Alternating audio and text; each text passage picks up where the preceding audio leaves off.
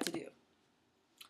Hey, I know what to do. He does. He so knows I'm what to going do. to introduce this. So, by introducing this, let's start with like who we are. That'd be cool. Okay. Who are you? I am Kara Smith. I'm JR Fibonacci Hun. At least that's what I'm known as in Facebook world. He is.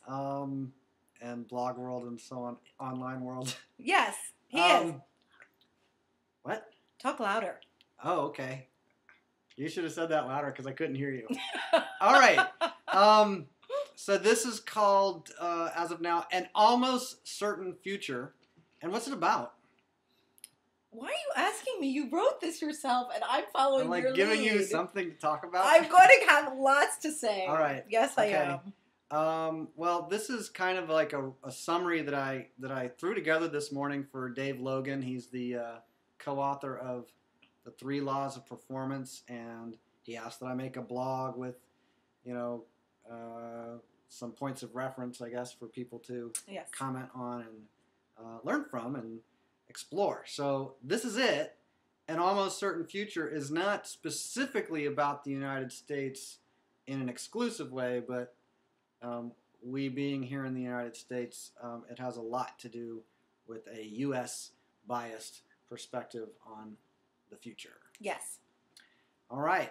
All right. So this is July 16th, and 32 years ago yesterday, July 15th, 1979, U.S. President Jimmy Carter gave a half-hour-long talk on TV about a top-down political solution to address the issue of oil imports, really a lot of oil imports, like dependency on oil imports. Yes. And global energy prices, which were rising in the late 70s, and the economic sustainability of one particular nation, the United States. Yes. He pointed to a few bold ideas in this talk. It was nationwide TV, if not international. Yes. The ideas, do you remember any of them? Well, I remember because I was in like 10th grade, and so I remember them. Energy. Did you watch it? Yes.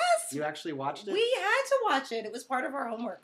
Okay. Yes. And 32 years later. 32 years later. What is the short version?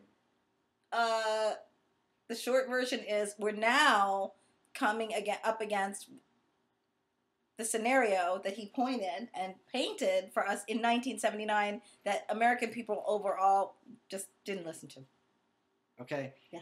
What was he proposing? Like, what's the short version of what he proposed? His bold ideas, as I call them. His bold ideas were to develop technology and machinery and an economy that wasn't based on oil dependency. Okay. Yes. So the specifics that he pointed to, and again, people generally in the U.S. did not like this. Not that people in like the Middle East would have liked it either, because he was going to limit the U.S. importing of oil. He was. That was the main, really big deal. He said, we're going to hold steady at 1977 levels of imports. That's it. We're not going to increase levels beyond that, ever, meaning within the time frame of his administration and influence and so on. Yes.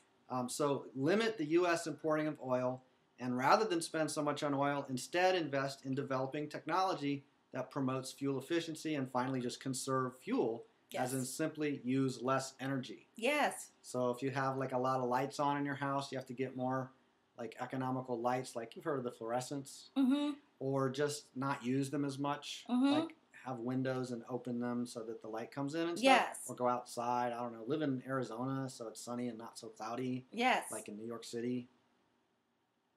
Where I'm from, that's why you said that. Or Philadelphia.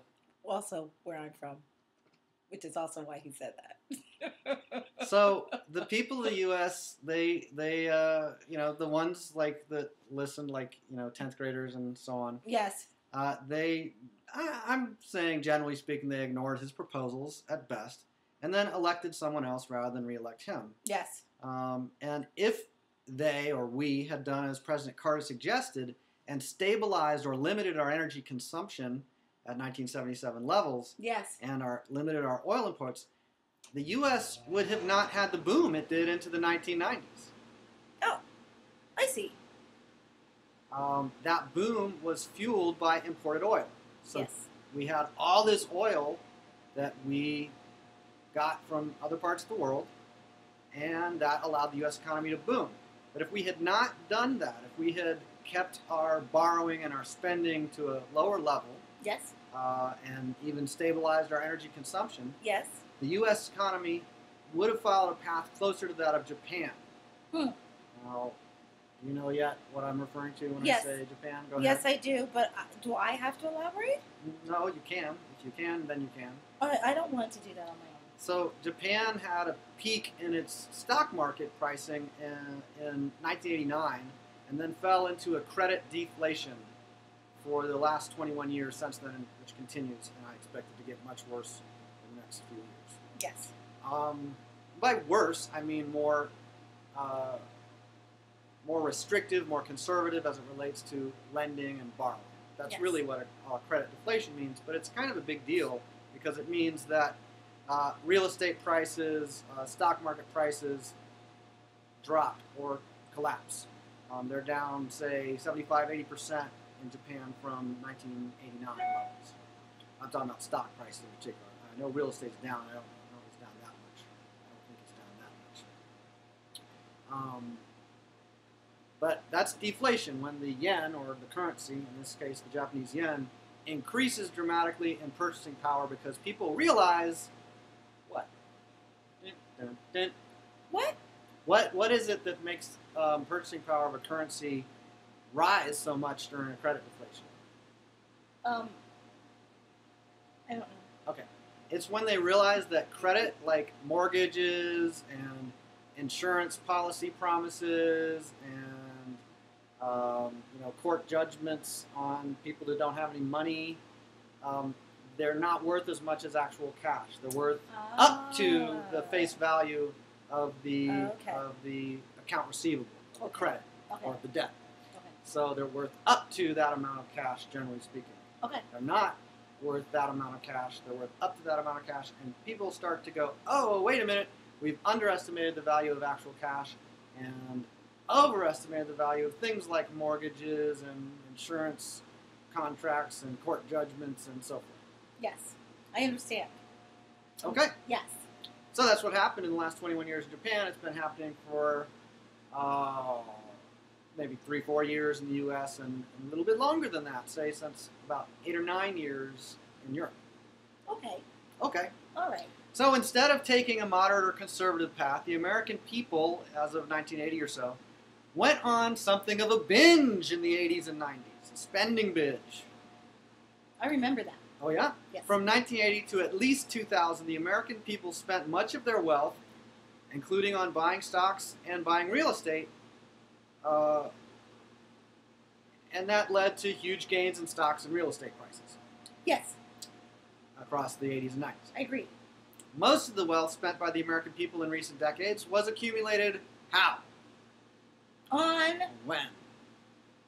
how? You mean what were they buying? No. How did they accumulate all that wealth they spent in the 80s and 90s? They sold stocks. No. They sold oil. Or they used oil. They used oil. Yeah. The U.S. was the #1 consumer of oil for the majority of the 20th century. The #1 producer. That's the wrong It's a thing. good thing Actually, I'm paying attention. I'm we're not learning also- something, isn't it? Yeah. The U.S. was the #1 consumer and producer of oil, but the important Yes. thing for this issue is that they were the #1 producer of oil for most of the 20th century. Yes. They're #1 consumer of oil for the whole 20th century. Yes. The point being, the way that they were able to spend so much money on importing oil from other nations is because they had a bunch of wealth accumulated from all that oil production. That's the short version. Obviously, there's more to it. Yes. But the U.S. never really exported a lot of its oil, but the U.S. did export things that we had made very cheaply because of our abundant supplies of oil. I see. Such as? Such as ships and missiles and weaponry. Like and missiles? Like missiles, but more important, weaponry and missiles. Missiles! And ships! And steel. That was like back in the 19th century. Which are all important elements of weaponry. Well, for like the railroad industry in Yes. the U.S., Yes. back before the days of the whole automobile thing, Yeah. and gasoline, which is a really cool thing. I'll tell you about it another time, but it has something to do with oil. Anyway, the railroads were like all these steel beams or whatever. Is it Yes. steel? I'm pretty sure it's steel. I don't Yes. know, actually. I just ad-libbed a little bit. And I figured That's okay. It's close to being true, right? It is. So the U.S. had all this oil. They used it on production of, autos, steel, aluminum, airplanes, Yes. missiles, ships, all that stuff. Oh, that's So those things the U.S. exported. In many Yes. cases, those are the things the U.S. exported to the rest of the world, Europe, whatever. So that produced a huge transfer of wealth away from places like Europe Yes. toward places like, The United States. specifically, Texas Texas. and California, two of the leading oil-producing states in the 20th century. Yes. So those are two states that went from not a whole lot of prominence, say, in 1900 or 1890 to quite a bit of prominence by 1950. Yes. All right. So, another section here. In addition to spending much of their accumulated gains from abundant oil, the American people by the 1980s went deeper and deeper into debt, and not just governments and households, but also businesses, like the huge insurance company AIG, American International Group. I was like, what's the G stand for? American International Group. It's a good thing he AIG. remembered that because I didn't. So why do I mention the insurance industry in particular? Because I do know that. I know that answer. I actually read this, so I know the answer. So that answer is because insurance companies are notorious, and this is what they do. They make promises ongoingly that not only they have no intention of keeping, they really don't. Okay, that's not what I said, but they fine. can't keep them. You said that they cannot. I don't. I'm not saying there's whether they have an intent to keep them or not. The simple fact is, if I promise to pay out, $79 trillion, and I have $4 trillion, I don't have $79 See, trillion. because that's kind of my point. Nobody expects, if you're an insurance company that deals primarily in the eastern states and the eastern coastal states, and a tsunami. Hurricane land, you mean? Yeah, Tsunami like world? a tsunami comes unexpectedly and wipes out all those eastern border things. No, you didn't expect that. That would not your intention, even though you said you would cover it, right? So that would be a problem for an insurance company. And all the people who were expecting the insurance company to keep their promises. Well, Like yes, and we homeless have. people. Yes, you mean we can. There's a list Like of the homeless people in New Orleans, and In the New homeless people in the Orleans, wildfires of in Arizona. Florida, and in Arizona, yes, across the country. Our beautiful, fabulous country that we have. Yes, the suburban middle class homeless people. yes, so that's very good. Yeah. So AIG and all these other insurance companies, they specialize in accumulating huge debts, also called accounts payable or just liabilities. Insurance companies like AIG made immense promises to pay for things like car repairs through Yes. car insurance, Yep. roof repairs through home insurance, or even replacing burglarized items from Yep. a commercial business insurance. Mhm. Expensive but often unreliable medical interventions from Yes. health insurance, and of course, and I say of course because it's a big dollar amount, but people don't often think about this. But of course, they have to pay for defaulted mortgages through their mortgage insurance policies. That's what they promised to do. Yes. That's a pretty big deal. Yes, it is. If, for instance, the real estate market across the U.S. drops 20, 30, 40, 60, 90%, that becomes a problem for those insurance companies. Yes. They don't have $79 trillion. Okay, I have a question. Yeah. So this is painting a fairly bleak and dismal picture. It's just that insurance companies don't have enough money to cover their promises. That's all I'm Okay, saying. so It's not what do bleak we in and of do? itself. So what do we do? You're like, well, let's say this is just one example. Being from Northeast Arizona in recent years with wildfire danger, you get a metal roof, Yes. you trim the bushes make sure they're not right by your house. Yes. You clean your property. You thin the trees if you have a big, you have trees on your property. Right. You don't rely on the insurance companies to replace your house after it burns down. Right. You prevent your house from burning down your gosh darn self. Yes, I agree. I got it. Let's say that you have car insurance, but you live in metropolitan Phoenix, Arizona, or New York City. You got car insurance. Yes. Why lock your car doors? If it gets stolen, come on. The insurance company will replace it. Yeah, okay, no. Some of us who live in those regions don't believe in not locking the car doors, as you know. Whatever. Yeah. All right, fine. Okay. So if not for an $85 billion rescue intervention in 2008 from a private company called the Federal Reserve to the private company AIG, a ripple of defaults might have ended the insurance industry in the U.S. Yes. And the U.S. financial infrastructure as a whole. Like, that was a big deal that AIG was next to collapse. Yes. And that it was a big deal that the Federal Reserve bailed them out. Yes. And that there are all these other insurance companies still in business to this very day because of the Federal Reserve's intervention. Yes. I'm oversimplifying. Not really very much. Not really very much. Yes, you are. Maybe just a little. But that's okay. He's simplifying. We're making a video. We cannot tell the entire. It's be much longer. Yeah. So the masses, even after this huge intervention, $85 billion intervention by the Federal Reserve, it was pretty well publicized. The masses still, generally speaking, believe unquestioningly in the unfunded promises of insurance companies like AIG. Yes. As they issue bold guarantees in their annuity contracts to cover immense future debts, regardless of the performance of the actual underlying investments. That's one of the most starkly preposterous contractual promises that I've ever heard. Regardless of the performance of the actual underlying investments, insurance companies made some pretty darn big promises to cover certain payouts. Yes. And it didn't quite have the money to do that. In the case that the U.S. stock market, for instance, drops 56% in 18 months, or 90% in a year and a half, or over 21 years drops 80%, or something like that. Mm-hmm. Oops. Where did all those $74 trillion that we didn't have go? So, I'm saying that because... So, people start, as in Japan, people start to value cash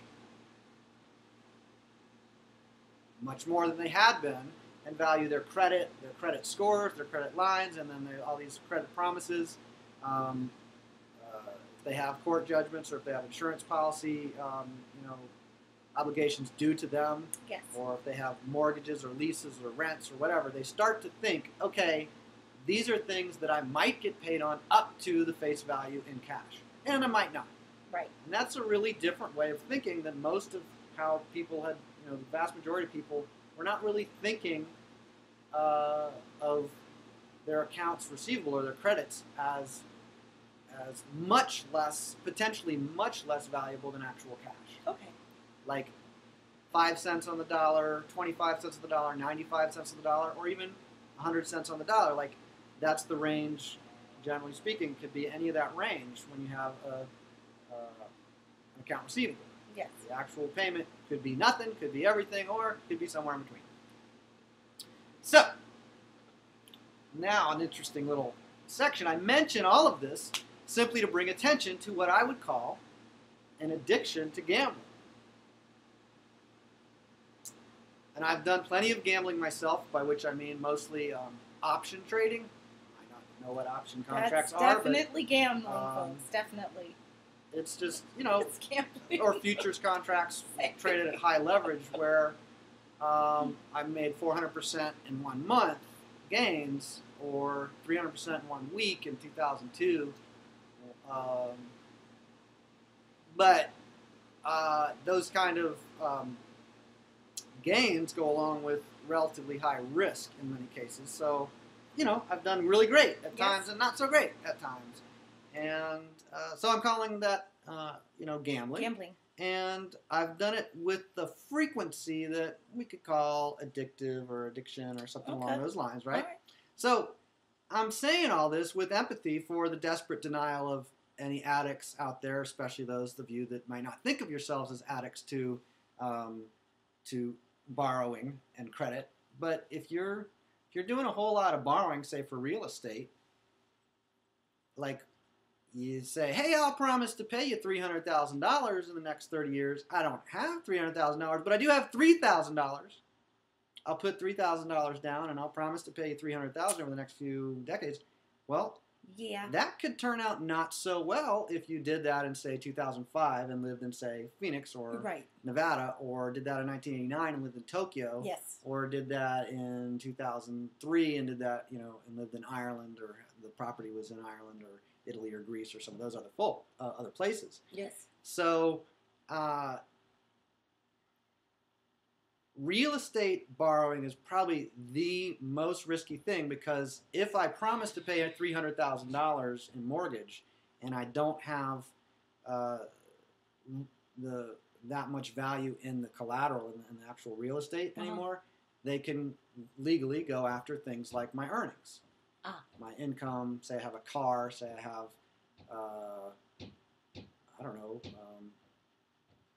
cash in a bank account. If I were to be forced into bankruptcy, I would get to keep some of my assets, maybe. Yes.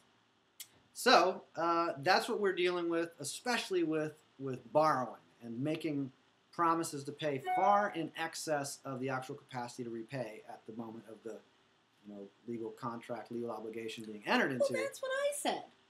That's what you said? Okay. So that's what a lot of borrowers have done in regard to real estate. That's also what insurance companies do ongoingly. Like they say, that's what I said. We will pay $74 trillion. We have $9 trillion. Yes. We promise to pay $74 trillion in the event that, such and such things happen. Then we'll pay $74 trillion. But we only have $9 trillion. Right. Who wants to invest with us? That's the insurance industry. Okay. To me, there's not a huge difference between gambling on annuity contracts from insurance companies or on lottery tickets. At least with state lotteries, the states have the money already to actually pay all the promises they make. Yes. Or they pay out from their proceeds from selling lottery tickets. Like it's clean. Yes. It's solvent, to be more literal in a financial term. Yes. So in the case of annuity contracts, though, and mortgage insurance, and health insurance, and home insurance, and car insurance, and boat insurance, and did I miss anything? Life insurance.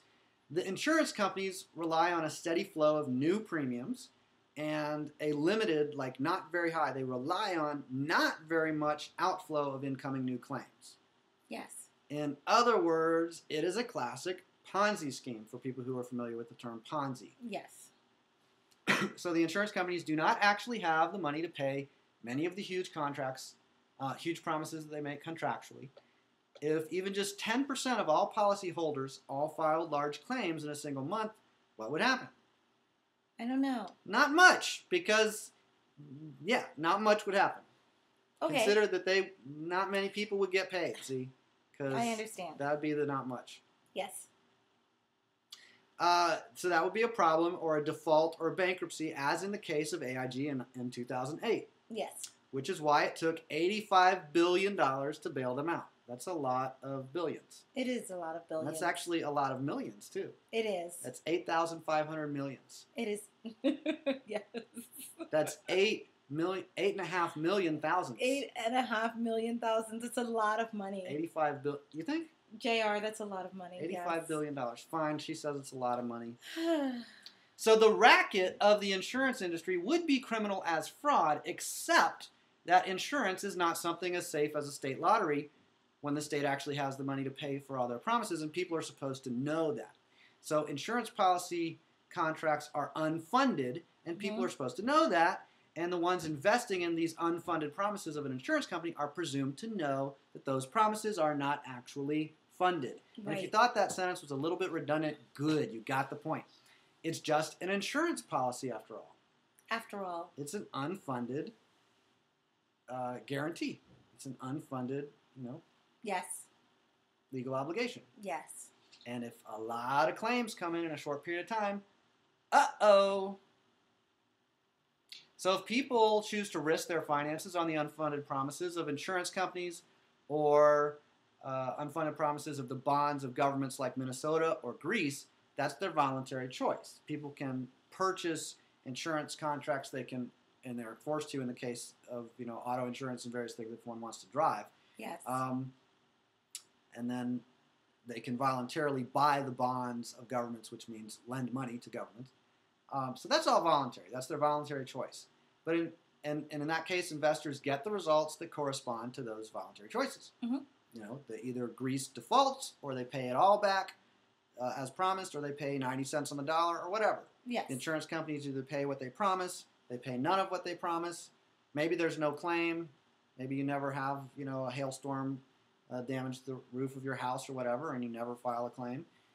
Or maybe you file a claim and the insurance company pays you 20% of what they promised, or 80% or whatever. So those are all possible outcomes. Yes. If governments, though, impose taxes and other coercive revenue-generating programs, that's because they're governments. They can do that. Insurance companies can't do that to fulfill their legal obligations. They can't just impose contracts and other coercive revenue-generating programs like confiscation. I understand. Okay. Governments can. So governments can fund themselves through taking valuables from other people, whether that's their own domestic population or invading some other country and taking their stuff. That's the business of governments. That's what governments do, is they involuntarily collect wealth. Like they involuntarily transfer wealth from whoever to the government. It's called taxes, it's called confiscation, it's called imperialism, whatever. So from the USSR to the Social Security Administration, and covering lots of other examples of governments specialize in unfunded liabilities, similar to the business of insurance companies. However, governments openly use organized coercion to fulfill their promises. That's why they have higher credit ratings than insurance companies, generally speaking. I see. And that's why governments tend to have higher credit ratings than all corporate bonds in general. Uh-huh. Or most corporate, the vast majority of corporate bonds. Okay. Or private bonds or promises to repay from private corporations. I hope you guys are taking notes, because there's a lot. So governments can always just bill the taxpayers. They're involuntary underwriters. And that is why legislative initiatives are called... What? Bills. It is because they actually are literally bills, as in invoices, as in claims, as in a collection activity. Oh, I'm sorry. I'm exasperated. He caught me off guard. Insurance companies, that was the first. Insurance companies cannot legally criminalize new activities to produce new fines, like governments can. Yes. And they can't just choose to raise their revenues like tax rates. Insurance companies are generally stuck with the original terms of their private voluntary contracts. It's private on their side, or it's voluntary on their side and on the side of the person entering into a policy or the business, whatever. Mm-hmm. These insurance companies can file for protection under bankruptcy law, of course, and that means the protection of governments. The insurance companies can lobby for government intervention to plea for the government to impose new terms on the policyholders, meaning you guys aren't going to get all that you thought you were. So governments can impose new terms on those policyholders of insurance policies who may be naively expecting insurance companies to keep all of their promises all of the time. Oh. They just don't have $74 trillion. That's the only problem with that. Yeah. I get it. They have $9 trillion or whatever they have. And as by the way, the $9 trillion and $74 trillion, those are numbers I just made up. I have no idea. He made up some numbers. I made up some numbers. It could be yen, it could be dollars, it could be euro. You get the point. In other words, the functional market value of all insurance contracts, and really all contracts, rests on the organized coercion of the government officials who enforce contracts in whatever particular jurisdiction. The functional values of all accounts receivable, as in all credit and all debt, is legally based on the organized coercion of those authorized to enforce the contract,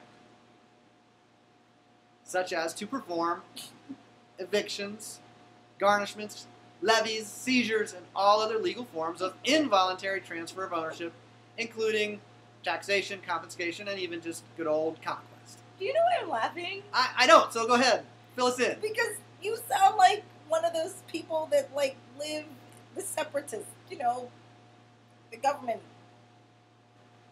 people. I don't know what they're called. Anti-government people? Yeah, the anti-government people. Well, who called the towing company today? I did not. I did not. I did. And like, no, we didn't call them. We told them we didn't do it. You did call them, and then they told you to go talk to the that management. was yesterday. Whatever. No, that was today. Today's Saturday. It was today. Seriously, this is important. So when it comes to evicting somebody from your parking space, yes. Like if we have a parking space and somebody do. else's car is there and we don't know have they to didn't give go. us permission, They gotta go. we call the towing company or we call the sheriffs and say, hey, evict them from our parking space, or the towing company, tow that car from our space. Am I against Get out. governments? No. Not quite. No. Not exactly. No, not that you are against governments, but the way that you're wording this is like, I get it. Never mind. I was supposed to be a joke. Never mind. Keep going. Well, the basic thing is that's the response of a lot of people. They go, oh my God, governments are operations of organized coercion. I know. That's what I meant. Yes, they are. I they got always it. have been. Fine. That's what they're for. But if I'm in trouble, I'm not calling you. I'm calling a branch of my government called the police. That's what I'm calling. Anyway, go ahead. Keep going. I could correct her, but I'm just gonna let that one go. In terms of some of the recent, hey, rescue me, things that I've recently heard from someone. No. When have you called the Popo lately? I haven't had to do it for because that. I've handled everything that came up. All right. So, people worldwide are newly coming to recognize the vast difference between actual cash and unfunded promises for future payment of cash, such as the legal obligations of an insurance policy or a mortgage contract or a court judgment, whatever. Most of the credit is grossly overvalued. Most of the values of those contracts, of those accounts receivable, is grossly overvalued based on the presumption of eternal economic expansion based on eternal cheap fuel. Yes. Going back to Jimmy Carter in 1979 and Dr. Hubbard in the 1950s and so on. Mm-hmm. Most of the cash is vastly discounted based on the same presumption that credit is so easy to get. Credit's always going to expand. The credit bubble will go forever and ever and ever. Right. It'll go from the U.S. to Europe to the whole world. Oh my gosh, it's going to be great. Mm-hmm. Not necessarily. In fact, in Japan, it hasn't been going that way for 21 years. In Europe, not for almost a decade. In the U.S., for several years now. Hasn't been going that way. No. People talk about inflation sometimes. What they're actually usually referring to is that prices of fuel and anything that's transported a long way, like food, are going up. Well, that isn't inflation. That's prices of fuel going up. Inflation would be glasses and jackets and computers and couches, all prices going up pretty much uniformly against a particular currency. That's straight up inflation. Okay. What we're talking about with gasoline prices going from say $1.50 to $3 to $4.50 or whatever. Yes. That's gasoline prices changing. Yes. It's not inflation. But people like to put them together. They make them one.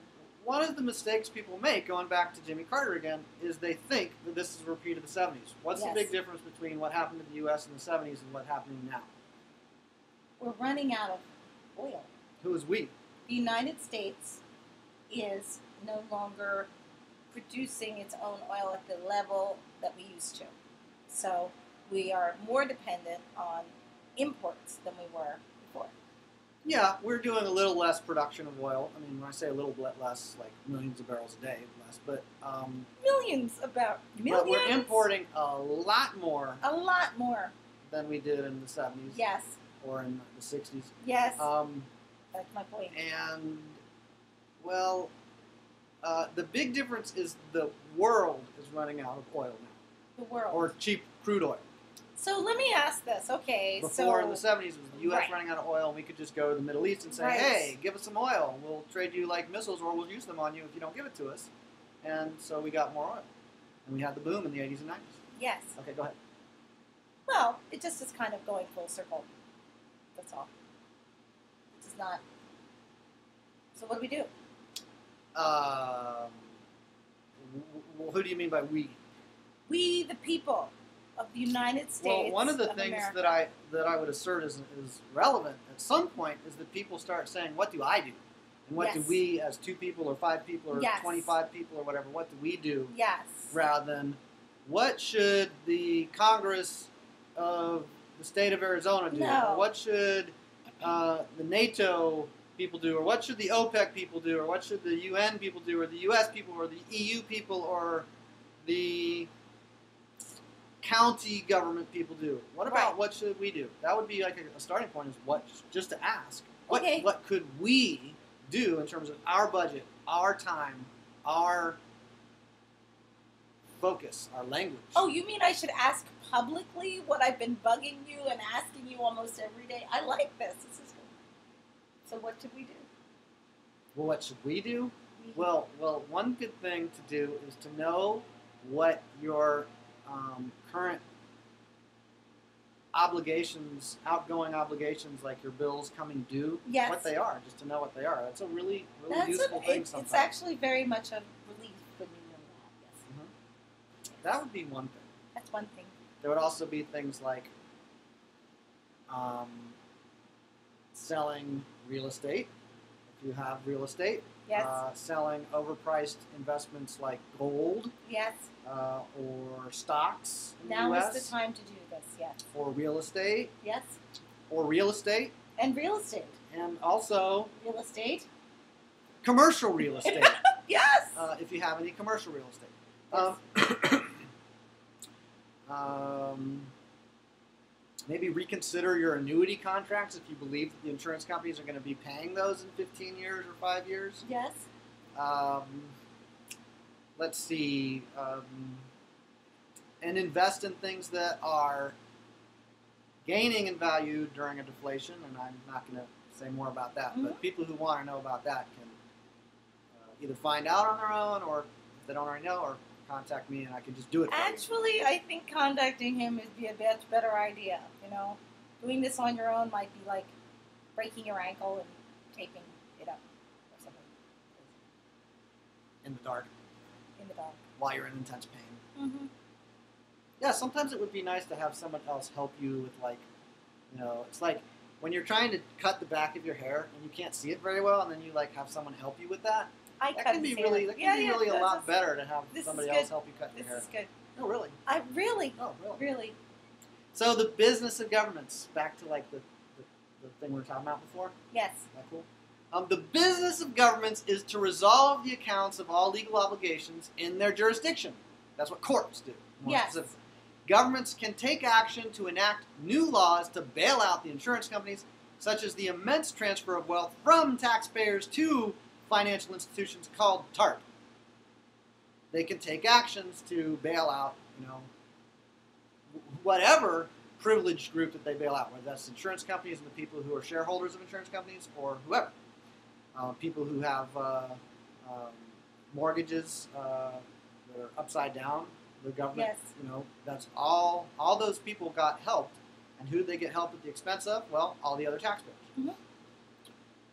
Or if not taxpayers, whoever the government confiscated stuff from. Yes. So governments can also refuse to enforce certain contracts, such as when the police chief of Oakland recently listed the crimes that his police department no longer had the resources to respond to. That was so crazy. Do you know any of the stuff? Yeah. I think some of them were for Grand Theft Auto was Yep. one of them. Disturbing the peace was one of them. There were some, things that could have very easily, be they not addressed escalate Yeah. to like major. Yeah, hey problems. everybody, we're not enforcing that anymore. No, That's actually what he basically did. He went on TV. I remember. And said, you remember? So you heard about this? Yes, yeah. I think I posted it on my blog. Yeah. I talked about it. It's like it was a plea to say, you know, to the local government legislator or whatever, or local government council assembly, and the people of the area. Mm-hmm. Hey, you guys should raise your sales tax or something like that, so you can have the police force working. Yes. You know, at the previous levels it was in last year and the year before and so on, because there's still a lot of stuff going on. You guys are calling us hoping we're gonna, you know, respond to your calls, and yet you want to pay us 20% less or 60% less or whatever. Yes.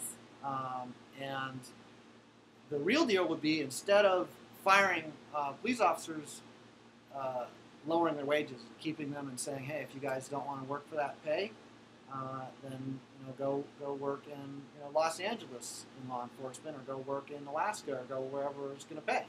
And that's one thing they could have done, and they would have gotten a certain level of morale if they had done that. They would have gotten a certain quality of law enforcement agent if they had done that. Yes. But that's one thing that he could have done that he did not do, to the best of my knowledge. No.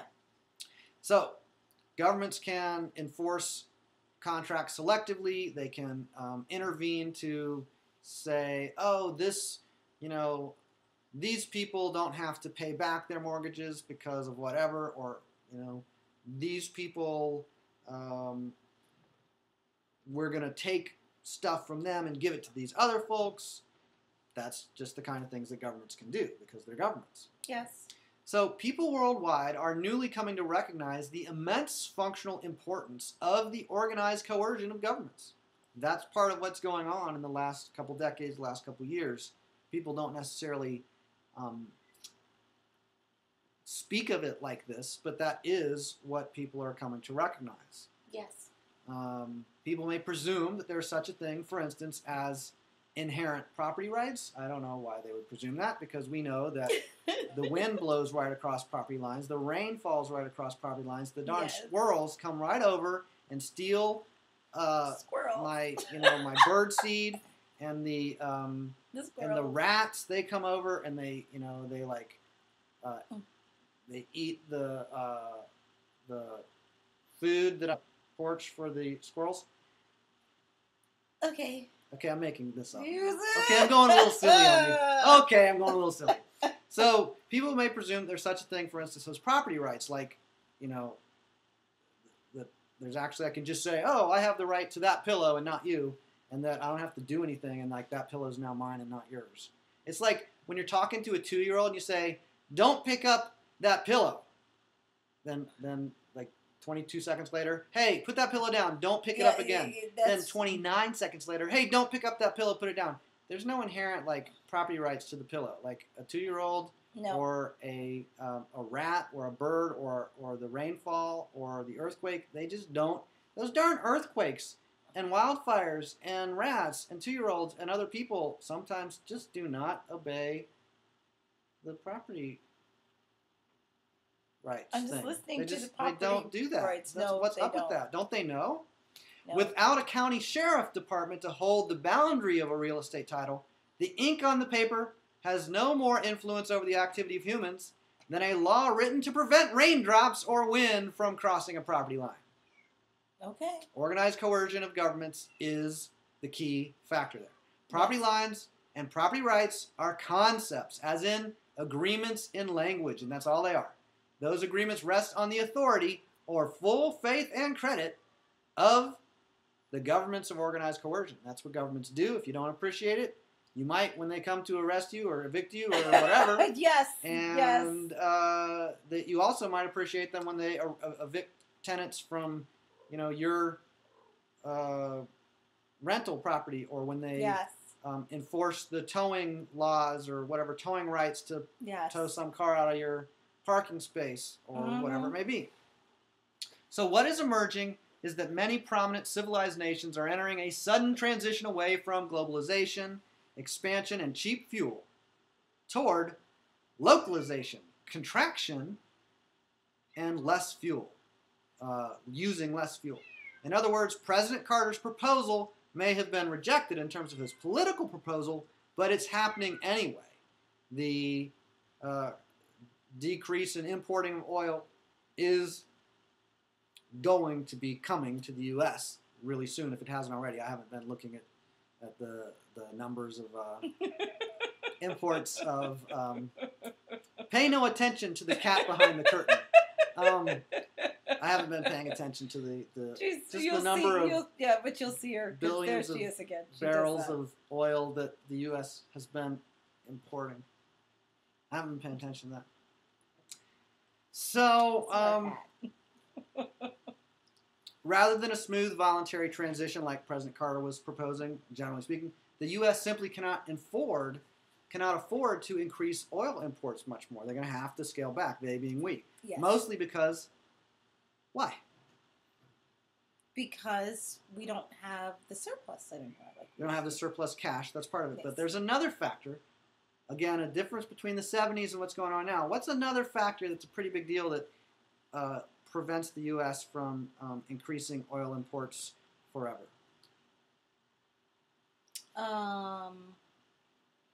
We're running out of oil. We being the planet, the humans, the human being people. So there's less refined oil immediately available than in prior years. In the 1970s, the U.S. could just go to OPEC nations and buy their fuel from them or invade. Now, with the U.S. consuming 25% of the world's oil, with less than 5% of the world's population, the U.S. and other places must realize eventually that even if consuming 100% of the world's oil, just in the U.S., there still eventually would be a decrease in the consumption of oil in the U.S. because the amount of oil available worldwide to extract and refine and use, make into fuel and gasoline and kerosene and plastic and pharmaceuticals and pesticides, the amount of oil available worldwide began declining in, you're looking at the screen. I am. You don't know when? From memory? No, 1979. No, that's when President Carter talked. That's the date I remember. When the extraction or production of oil peaked worldwide was 2006. 2006. And it's possible that it hasn't gone down a whole lot since then. So it's possible 1 year might pop up or 1 decade or whatever. But the issue is kind of in our face now that President Carter was talking about in 1979. Yes. Kind of in our face. It's really in our face now. For now, huge bureaucracies like Greece or AIG can borrow a little more to cover the interest on the debts that they cannot afford to pay. But that is temporary. They can borrow a little more to temporarily cover the interest, but that's temporary. Much smaller networks of people and businesses, whatever, will attempt a variety of adaptations. Some will arise as the most adaptive. Yes. Otherwise, wealth and power are shifting from...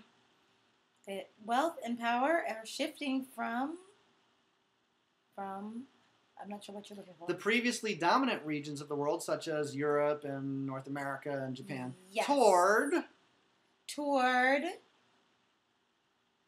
Saudi Arabia. The Middle East, the places that are producing a lot of oil or a lot of cheap crude oil. Answer.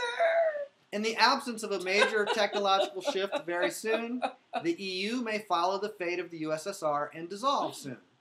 While the U.S. is still the third largest producer of oil in the world, regionalizing and localizing of politics is almost certain,